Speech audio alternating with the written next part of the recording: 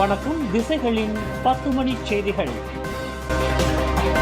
அகதிகள் பதிவு ஆவண முறை ஜனவரி 1 தொடங்குகிறது. நாட்டிலுள்ள அகதிகள் முறையாக பதிவு செய்யப்படுவதை உறுதி செய்வதற்கு அடுத்த ஆண்டு ஜனவரி 1 அரசாங்கம் அகதிகள் பதிவு ஆவண முறையை செயல்படுத்தவிருப்பதாக உள்துறை துணை அமைச்சர் ஷம்சுல் அன்வார் நசாரா தெரிவித்தார். தற்போது நாட்டிலுள்ள அகதிகள் பதிவு ஆவண முறையை ஐநாவின் அகதிகளுக்கான தூதரகம் நிர்வகித்து வருகிறது. அந்த முறை மாற்றப்பட வேண்டும் என்று தேசிய பாதுகாப்பு மன்றம் பிறப்பித்துள்ள உத்தரவுக்கு ஏற்ப பாதுகாப்பு அபாயங்கள் மற்றும் தரவு ஒழுங்கின்மையை சீர் செய்யும் முயற்சியாக இந்நடவடிக்கை மேற்கொள்ளப்படுகிறது என்று ஷம்சுல் அன்வார் குறிப்பிட்டார். நாட்டில் அகதிகள் என்று தங்களை அடையாளப்படுத்திக் கொள்ளும் வெளிநாட்டினர் ஒவ்வொருவரின் பயோமெட்ரிக்ஸும் சேகரிக்கப்பட்டு ஆவணப்படுத்தப்படும் என்று அவர் விளக்கினார்.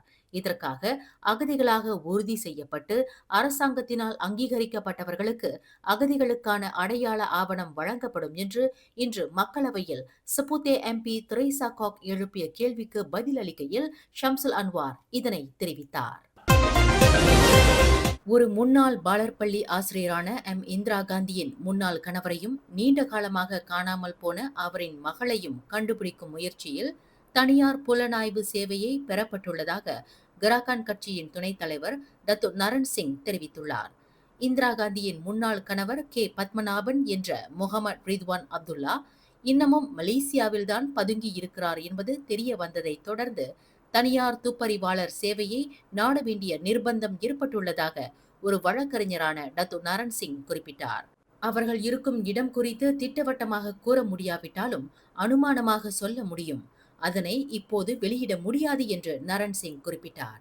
இந்திரா காந்தியின் மகள் பிரசன்னா டிக்ஷாவை மீட்பதற்கு தனியார் துப்பறிவாளர் சேவை இன்றியமையாததாக தேவைப்படுகிறது என்று அவர் தெரிவித்தார். பிரதமர் டத்துஸ்ரீ அன்வார் இப்ராஹிமின் மூத்த அரசியல் செயலாளர் ஷம்சுல் இஸ்கண்டா முகமது அகின் இன்று பதவி விலகியுள்ளார். தம்மால் மடானி அரசாங்கத்தின் நற்பெயருக்கு களங்கம் ஏற்படக்கூடாது என்பதற்காக பதவி விலகுவதாக சமூக வலைதளங்களில் வெளியிட்டுள்ள ஒரு அறிக்கையில் சம்சுல் தெரிவித்துள்ளார். சபாவில் சுரங்க நடவடிக்கை ஊழல் தொடர்பில் ஒரு வர்த்தகரான ஆல்பர்ட் தே என்பவர் 6,29,000 ரிங்கிட்டிற்கும் அதிகமான தொகையை பிரதமரின் மூத்த அரசியல் செயலாளர் சம்சுலிடம் வழங்கியதாக கடந்த ஒரு வாரத்திற்கு முன்பு பகிரங்கமாக அறிவித்தது அரசியல் வட்டாரத்தில் பெரும் அதிர்ச்சியை ஏற்படுத்தியது. அத்துடன் மருத்துவமனை திட்டம் ஒன்று தொடர்பில் குத்தகையாளர் ஒருவருக்கு சிபாரிசு கடிதம் ஒன்றையும் தனிப்பட்ட முறையில் சம்சுல் வழங்கியதாக கூறப்படுகிறது. இதனைத் தொடர்ந்து அவர் பதவி விலக வேண்டும் என்று கடந்த 2-3 தினங்களாக அழுத்தம் கொடுக்கப்பட்டு வருகிறது. கோலாலம்பூர் தமன் மலூரியில் உள்ள பேங்க் கிளை வங்கிக்கு வெளியே வீடற்றவர் என்று நம்பப்படும் ஒருவர் உறங்கிக் கொண்டிருந்த போது அவர் மீது தண்ணீர் பாய்ச்சி அந்த நபரை எட்டி உதைத்து விரட்டும் காணொளி ஒன்று சமூக ஊடகங்களில் வைரலானதை தொடர்ந்து இந்த சம்பவத்திற்காக அந்த முன்னணி வங்கி இன்று பொதுமக்களிடம் மன்னிப்பு கேட்டுக்கொண்டது. இந்த சம்பவத்தால் ஆழ்ந்த கவலையும் வருத்தமும் அடைவதாக ஓர் அறிக்கையில் தெரிவித்துள்ளது. அதேவேளையில் வங்கியின் வளாகத்தை சுற்றியுள்ள பாதுகாப்பே அதன் முதன்மையான முன்னுரிமை என்று வலியுறுத்தியுள்ளது. நடந்த சம்பவத்தால் நாங்கள் மிகவும் வருத்தமடைந்துள்ளோம், கவலை அடைந்துள்ளோம். எந்த ஒரு நபரையும் இந்த முறையில் நடத்தக்கூடாது. இதன் தொடர்பில் அனைத்து தரப்பினருடன் வங்கி ஒத்துழைப்பு நல்கும். இதுபோன்ற சம்பவம் மீண்டும் நடக்காமல் பார்த்துக் கொள்வதே எங்களின் நோக்கம் என்று பேங்க் தெரிவித்துள்ளது. பேங்கின் கட்டட வளாக நடைபாதையில் உறங்கிக் கொண்டிருந்த வீடற்ற நபர் மீது அதன் பெண் பாதுகாவலர் குழாய் நீரை பாய்ச்சியதுடன் அங்கு வந்த செருப்பு தைப்பவர் ஒருவர் அந்த நபரை எட்டி உதைத்து அவர் மீது குழாய் நீரை பாய்ச்சிய சம்பவம் வலைவாசிகளை கவலையில் ஆழ்த்தியுள்ளது. ஈவு இரக்கம் இன்றி மனிதாபிமானமற்ற முறையில் அவர்கள் நடந்து கொண்ட அந்த கொடிய செயலுக்கு தண்டனை அளிக்கப்பட வேண்டும் என்று பலர் கருத்து தெரிவித்து வருகின்றனர். பேங்கின் கூற்றுப்படி வீடியோ கிளிப்பில் உள்ள பாதுகாவலர் வங்கியின் வெளிப்புற பகுதியை கண்காணிப்பதற்கு வங்கியால் நியமிக்கப்பட்ட பெண் ஊழியர் ஆவார். மற்றொருவர் வங்கிக்கு அருகில் நடைபாதையில் அமர்ந்திருக்கும் செருப்பு தைப்பவர் என்று பேரா மாநில அரசு ஊழியர்கள் சிறப்பு நிதியுதவியாக 2 மாத சம்பளத்தை பெறுவர் என்று மாநில மந்திரி பசார் டத்தோ ஸ்ரீ சாரானி முகமட் அறிவித்துள்ளார். இந்த சிறப்பு நிதி உதவியை மாநில ஆட்சிக்குழு உறுப்பினர்கள், முன்னாள் அதிகாரிகள், மாநிலத்தினால் நியமிக்கப்பட்ட அனைத்து ஆசிரியர்கள், ஒராங் புசா ஜாஜான், கிராம தலைவர்கள், குறுகிய கால ஒப்பந்த தொழிலாளர்கள் முதலியோர் பெறுவர் என்று மந்திரி பசார் குறிப்பிட்டார். இன்று பேரா மாநில சட்டமன்றத்தில் மாநிலத்தின் 2026ஆம் ஆண்டுக்கான 1.61 பில்லியன் ரிங்கிட் மதிப்புள்ள பட்ஜெட்டை தாக்கல் செய்து உரையாற்றுகையில் சாரானி முகமது இதனை தெரிவித்தார். பேரா மாநில அரசு ஊழியர்களின் அர்ப்பணிப்பை கருத்தில் கொண்டு அவர்களுக்கு இந்த சிறப்பு நிதி உதவி வழங்கப்படுகிறது. வரும் டிசம்பர் மாதம் இந்த நிதி உதவி அவர்களுக்கு வழங்கப்படும் என்று அவர் குறிப்பிட்டார். மந்திரி பசார் தாக்கல் செய்த 2026ஆம் ஆண்டுக்கான பட்ஜெட் குறித்து விவரித்த மனிதவளம், சுகாதாரம், இந்திய சமூகம், விவகாரம் மற்றும் ஒற்றுமைத்துறை ஆட்சிக்குழு உறுப்பினர் நத்துஆ சிவனேசன், மக்கள் நல்வாழ்வு, மாநில நலன் திட்டங்களின் நிர்வாகம், மனித மூலதனம், இளைஞர் மேம்பாடு, சுற்றுச்சூழல் நிலைத்தன்மை மற்றும் உணவு விநியோக பாதுகாப்பு ஆகிய 5 முக்கிய துறைகளில் கவனம் செலுத்தி வளமான பேரா, வளமான மக்கள் என்ற கருப்பொருளின் கீழ் அடுத்த ஆண்டுக்கான வரவு செலவு திட்டம் முன்வைக்கப்பட்டுள்ளதாக குறிப்பிட்டார். இதில் தமிழ் பள்ளிகள், இந்திய கிராம தலைவர்களுக்கான 100 ரிங்கிட் சம்பள உயர்வு, சகாய நிதி, மாணவர்களுக்கான உபகார சம்பளம், அவசர நிதி, சமூக நல உதவி திட்டங்கள் முதலியவை நிலைநிறுத்தப்பட்டுள்ளதாக சிவனேசன் விவரித்தார். ஆனா இந்தியர்கள்னு பார்த்தோமா, ஒன்று வந்துட்டு அந்த முஸ்லீம் அல்லாதவர்களுக்கு அந்த 12 மில்லியன் ஒதுக்கீடு, தமிழ் பள்ளிகளுக்கு அந்த 1 மில்லியன் ஒதுக்கீடு, கிராமத்து தலைவர்களுக்கு, இந்திய கிராமத்து தலைவர்களுக்கு 100 ரிங்கேட் அதிகரிச்சிருக்கு. அதே மாதிரி கிராமத்து தலைவர்களுக்கு வந்து 2 மாதம் போனஸும் இந்த வருடம் வழங்கப்படும். இது வரைக்கும் அது இல்லை. தமிழ் பள்ளிக்கு, சீன பள்ளிக்கு, தேசிய பள்ளிக்கு ஒவ்வொரு மாணவர்களுக்கும் ஒரு நிதியாக இப்போ கேபிட்டா 4 மில்லியன் ரிங்கேட் ஒதுக்கீடு பண்ணியிருக்கோம். ஒவ்வொரு தலைக்கு ஒவ்வொரு மாணவர்களுக்கு இவ்வளோன்னு கணக்கு பண்ணி அந்த பள்ளிக்கிட்ட ஒப்படைச்சிருவாங்க. அது வந்துட்டு அவங்க வந்துட்டு மின்சாரம் அதுக்கெல்லாம் பயன்படுத்திக்கலாம். இது மாநில அரசாங்கத்திலேருந்து கொடுக்கறது. தொழில் திறன் பயிற்சிக்கு இந்த முறை கூடுதலாக நிதி ஒதுக்கப்பட்டுள்ளது. 2025ஆம் ஆண்டுக்கு 5 மில்லியன் ரிங்கிட் நிதி ஒதுக்கப்பட்ட நிலையில் அடுத்த ஆண்டு 7 மில்லியன் ரிங்கிட் நிதி ஒதுக்கப்பட்டுள்ளது. இதனை நமது இந்திய இளைஞர்கள் மற்றும் மாணவ மாணவிகள் நல்ல முறையில் பயன்படுத்திக் கொள்ள வேண்டும் என்று டத்து சிவனேசன் கேட்டுக்கொண்டார்.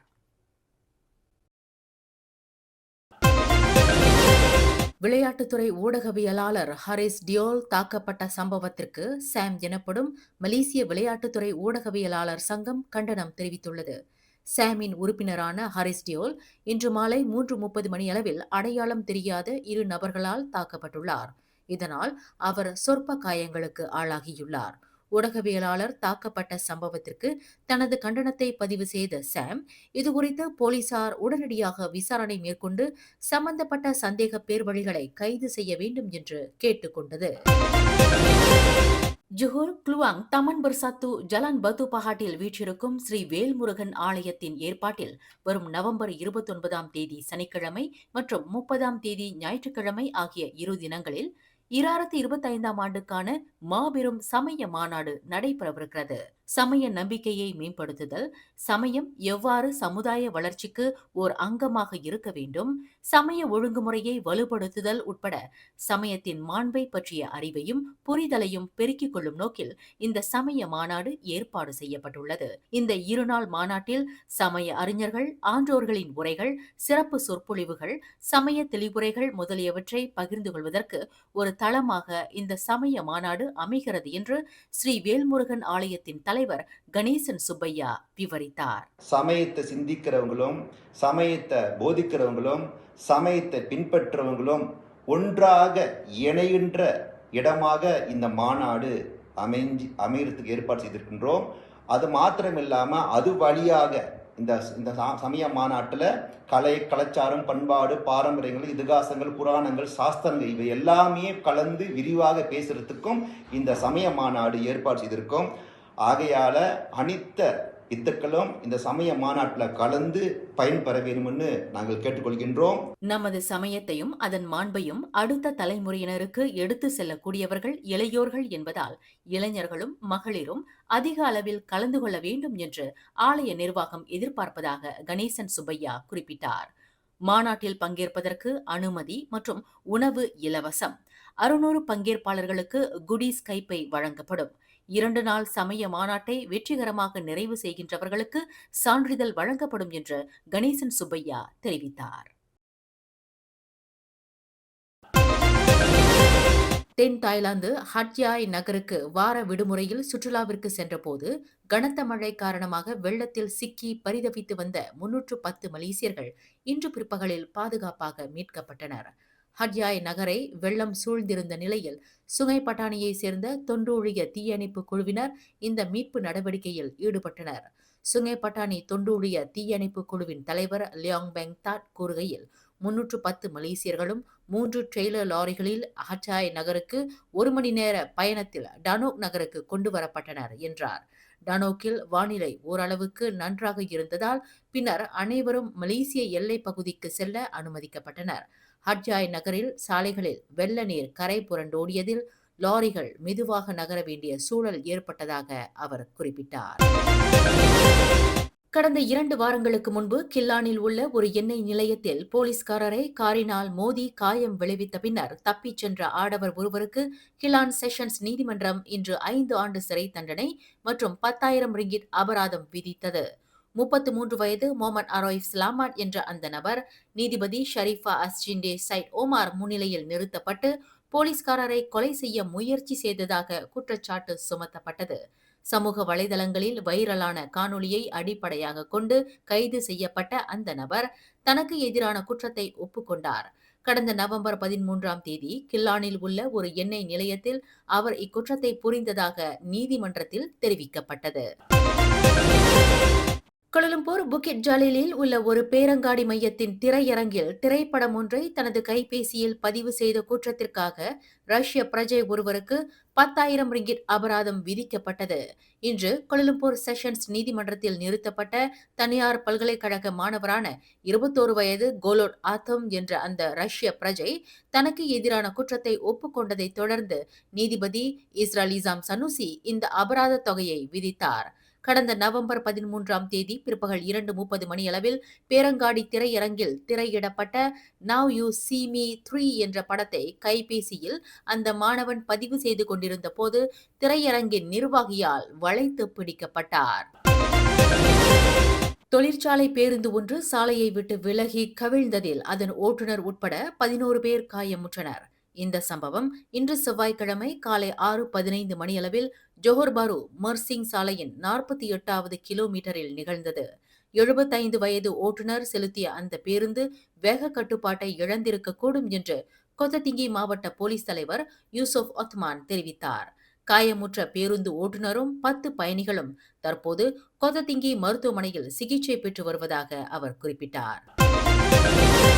ஸ்லாங்கூர் மந்திரி பசார் என்ற முறையில் தனது பதவிக்காலம் நிறைவு பெறும் வரையில் அப்பொறுப்பில் இருக்கப் போவதாக டத்தோஸ்ரீ அமீருடின் ஷாரி அறிவித்துள்ளார். அதேவேளையில் எஞ்சிய தவணை காலத்தை கழிக்கும் பட்சத்தில் ஸ்லாங்கூர் மாநில ஆட்சிக்குழுவில் எந்தவொரு மாற்றமும் செய்யப்போவதில்லை என்று அவர் உறுதி அளித்தார். ஸ்லாங்கூர் மந்திரி பசார் பதவிக்கு PKR கட்சியின் துணைத் தலைவர் நூருல் ஈசா தகுதியானவர் என்றும் தன்னுடைய இடத்தை அவருக்கு விட்டுக் கொடுக்க தயார் என்றும் அமீருடின் ஷாரி அண்மையில் அறிவித்தது பல்வேறு ஆருடங்களுக்கு வித்துட்டுள்ளது. இந்நிலையில் தவணை காலத்தை முழுமையாக நிறைவு செய்யும் வரையில் அப்பதவியில் இருக்கப் போவதாக அவர் அறிவித்துள்ளார். மேலும் செய்திகளை தெரிந்து கொள்ள கீழே இருக்கும் பெல் பட்டனை அழுத்துங்கள். உங்கள் மகிழ்ச்சியை வெளிப்படுத்த லைக் மற்றும் ஷேர் செய்யுங்கள். தொடர்ந்து திசைகளோடு இணைந்திருக்க சப்ஸ்கிரைப் செய்யுங்கள்.